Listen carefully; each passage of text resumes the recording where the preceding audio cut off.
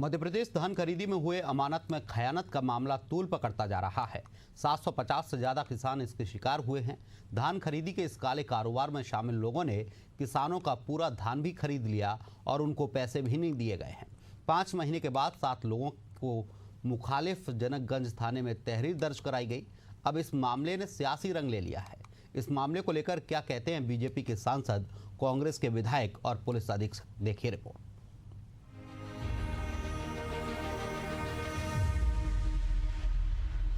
ग्वालियर की लक्ष्मीगंज गल्ला मंडी में करीब 750 से ज्यादा किसानों से ठगी का मामला सामने आया है। जहां गल्ला मंडी के पूर्व सचिव, प्रांगण अधिकारी, सहायक निरीक्षक और लाइसेंस शाखा की प्रभारी ने 3 कारोबारियों के साथ सांठगांठ कर इस फर्जीवाड़े को अंजाम दिया है।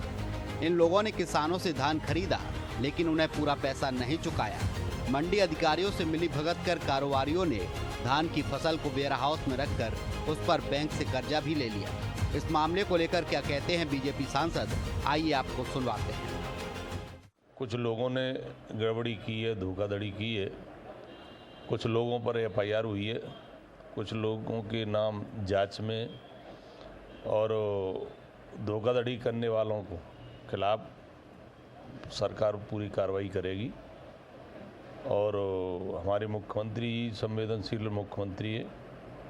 धोखाधड़ी करने वालों के लिए कोई स्थान नहीं है, चाहे वो किसानों के साथ धोखाधड़ी की हो, चाहे व्यापारियों के साथ, चाहे कोई भी सामान्य व्यक्ति के साथ धोखाधड़ी करता है तो वो अपराध की श्रेणी में आता है। और ऐसे लोगों को ये सरकार कोई बख्शने का काम नहीं करेगी। इनको दंड, सजा मिले, दंड मिले, इस प्रकार से सरकार के माध्यम से कार्रवाई की जाए।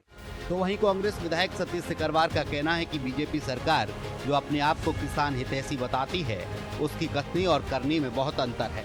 इनके मुंह में राम और बगल में छुरी है। जब सरकार बीजेपी की है तो पुलिस प्रशासन सभी इनका है, तो फिर आरोपियों पर कार्रवाई क्यों नहीं हो रही है?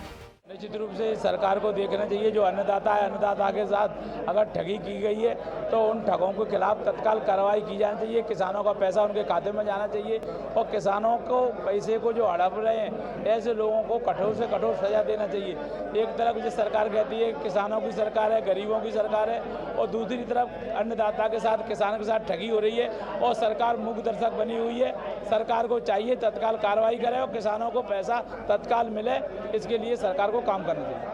इस मामले को लेकर ग्वालियर के पुलिस अधीक्षक निरंजन शर्मा ने क्या कुछ कहा है, आइए आपको सुनवाते हैं। कृषि उपज मंडी के संबंध में जनकगंज थाने में एक अपराध 420 व अमानत में खयानत जो उनके स्टाफ द्वारा अपराध पंजीबद्ध किया गया है।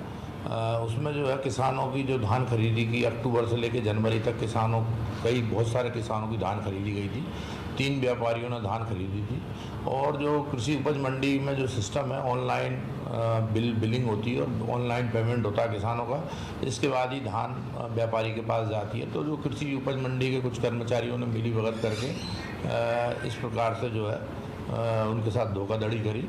उनकी कृषि उपज मंडी के जो वर्तमान सेक्रेटरी हैं, उनकी जांच पर से जो है उनके प्रतिवेदन पर अपराध पंजीबद्ध किया गया। 7 लोगों के विरुद्ध प्रकरण में विवेचना की जा रही है।